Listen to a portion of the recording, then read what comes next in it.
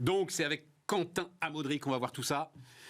Salut Quentin, cofondateur de Mendo. On dit Mendo, hein, C'est tout à fait ça. Voilà, c'est tout à fait ça, Mendo. Alors, j'ai mis apporter l'IA dans les entreprises, mais en fait, c'est ChatGPT. Je crois que tu décris, je lisais un papier dans les Échos, tu décris ce qui se passe là en ce moment comme un tsunami. Tout à fait. De toute manière, quand on voit déjà, puis je pense que vous avez dû en parler ici, la vague d'adoption d'OpenIA et donc de ChatGPT en termes d'utilisateurs, on a dépassé les 100 millions d'utilisateurs en quelques mois. Ouais. Donc ça, c'est un tsunami. Ouais. Et le prochain tsunami, c'est la vitesse à laquelle les entreprises vont l'adopter. Et on est assez optimiste parce que il y a quand même des très bons plans dans les groupes pour qu'ils puissent l'adopter.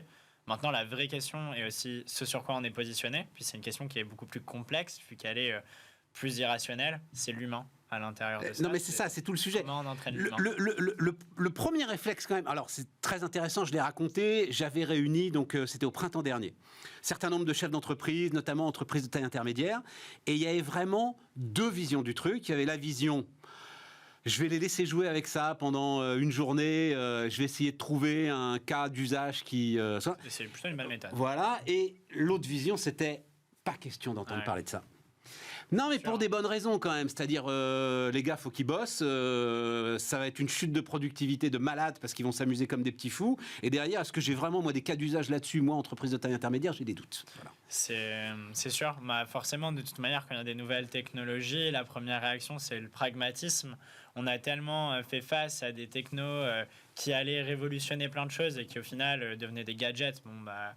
Les NFT, le métaverse, peut-être qu'ils reviendront, mais en tout cas aujourd'hui ils ont une très mauvaise pub. On est d'accord. On arrive après ça et donc forcément la première réaction est de dire bon bah moi j'ai mon activité, j'ai mon quotidien, j'ai mes objectifs et puis vous me faites rêver avec vos IA génératives, etc. Mais moi je dois continuer à vendre ce que je sais vendre et faire ce que je sais faire. Voilà. Et donc il y a cette période de résistance qui est super intéressante. Mais j'ai l'impression qu'elle est en train de s'affaiblir en fait. Voilà, c'est ça. Ça s'affaiblit fortement. Je pense que si je réunissais les mêmes aujourd'hui, tous me diraient on n'a pas le choix, il faut y aller. En gros, c'est ça, c'est qu'on a eu cette phase d'adoption qui s'est transformée tellement rapidement. Je pense qu'il n'y a quasiment aucune technologie qui a fait ça aussi vite. Et c'est là où ça amène un tsunami, c'est que ça demande du changement très rapide, ça entraîne du changement très rapide. Et pour avoir du changement très rapide à grande échelle, ça implique plein de choses. Ça implique des changements de structure, ça implique des changements de faire les choses, de processus, ça implique des changements humains. Et donc, mais Quentin, passionnant. Est-ce qu'on va pas se mettre à faire n'importe quoi? Nous, dans les entreprises, faire n'importe quoi. La grande crainte là, tout de suite, là, c'est la fuite de données.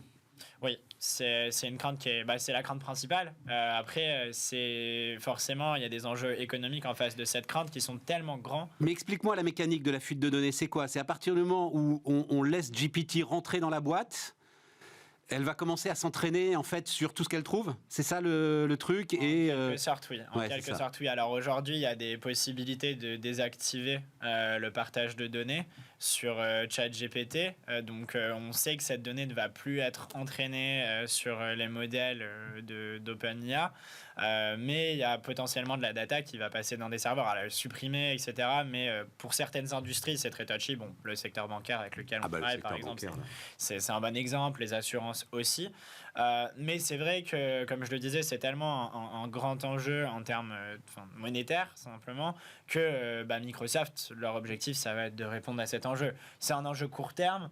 Sur le long terme, on va trouver des solutions, j'en suis convaincu.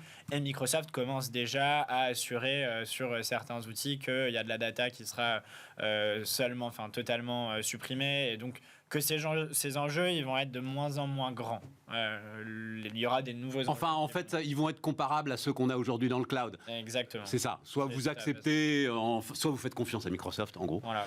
C'est ça. Soit vous avez votre truc on-premise, mais bon, c'est un peu compliqué. Mais moi, ce qui m'intéresse, tu dis, il y a un sentiment d'urgence. Donc toi, tu faisais globalement, la boîte s'est montée avant ce tsunami. Tout à fait. Hein, on est d'accord.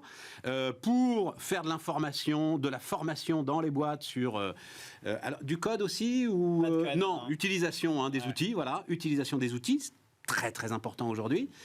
Et donc, tu vas partir là-dessus. On est déjà parti dessus. Voilà, je disais, tu vas surfer sur le tsunami, ce qui est dangereux. C'est dangereux. Donc, on est des bons surfeurs. Mais l'idée là, c'est que les entreprises vous disent faut absolument former, mais rapidement, pour justement éviter qu'on fasse des trucs dangereux, quoi. Alors, bien sûr, il y a le côté peur, donc éviter qu'on ait une mauvaise utilisation et qu'on arrive à plusieurs dérives. La première dérive, c'est celle de la donnée. Donc, nous, par exemple, on travaille avec beaucoup de cabinets d'expertise comptable. Clairement, mettre de la donnée sensible à la fois sur les employés, sur les comptes d'entreprise, c'est quelque chose qui est totalement impossible pour elles.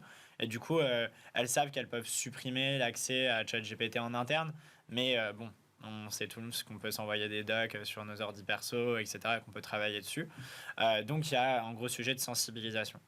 Une fois qu'on a fait ce sujet de sensibilisation, la prochaine étape est là où la dérive va rester un peu longue, et ça va être très important d'avoir une compréhension, je pense, au niveau de la société et des utilisateurs. C'est le fait que ces modèles sont des modèles de probabilité. Et donc, ils peuvent dire n'importe quoi. Ils peuvent halluciner. Et on ne peut pas être sûr de leurs réponses. Et même quand les réponses semblent très plausibles, il faut avoir un esprit critique. Cette IA ne raisonne pas. Et ça, c'est vraiment la chose clé. Parce qu'en fait, demain, ça c'est une conviction personnelle, mais Vas-y. je suis assez sûr, c'est que, en gros, les entreprises vont utiliser les IA pour représenter leur vision du monde et leur savoir-faire. Par exemple, on est une marque de marketing. On a notre discours marketing. Et je vais utiliser l'IA pour que ça soit un espèce de bras armé qui va produire mon contenu sur mon ton avec mes meilleures pratiques. Et pour programmer ces IA, il faudra bien comprendre leurs limites et comment elles fonctionnent. Et ça va prendre de l'ampleur dans tous les départements. Vous imaginez bien, en marketing, c'est un gros cas d'usage aujourd'hui, mais demain, ça sera pareil pour le département. Oui, mais là, eux, ils auront des experts. Moi, ce que j'ai compris de Mendo, c'est que toi, tu veux aussi, surtout même, parler en fait aux gars comme moi, aux gars qui, de toute façon, voilà, c'est ça, vont être tentés de l'utiliser pour des petits trucs du quotidien. En fait, dire que les personnes auront des experts, c'est très optimiste, parce que des experts de l'IA, il n'y en a pas des centaines de milliers. C'est vrai. Et par rapport à l'impact que ça va avoir et le monde que ça va toucher, chaque personne va devoir, comme je le disais, mettre sa vision du monde à l'intérieur de son IA, qui va faire en quelque sorte une partie de son travail. Et donc, ça va devoir venir du métier pour se traduire dans la réalité. Et du coup, le sujet de former et de faire comprendre au métier est clé. Sinon, on le voit déjà, il y a ce gros disconnect entre la tech et les métiers. Puis la tech va pondre des projets qui semblent révolutionnaires, mais en fait, les métiers vont jamais s'en servir. Et l'avantage de l'IA, c'est que ça permet aux métiers de faire ça. En fait, c'est ça le truc. Alors malheureusement, on est au bout, mais ce que tu viens de décrire là est une situation en fait qu'on rencontre très souvent sur l'IA depuis quelques années. Oui. Et là, tout à coup, on peut saisir presque physiquement tout à fait ça. La puissance et le potentiel. Bon, écoute, j'ai vu que face à toi, il y a Accenture qui investit 3 milliards et 80 000 personnes pour faire le même job. On va travailler avec. Mais t'es entrepreneur, mais voilà, exactement. T'es entrepreneur et je pense que ça te fait pas peur. Non. Bon, voilà, allez voir Mendo si vous voulez justement éviter les énormes machines lourdes et très chères. Allez voir ça et nous, on se retrouve la semaine prochaine pour la dernière de l'année. À la semaine prochaine.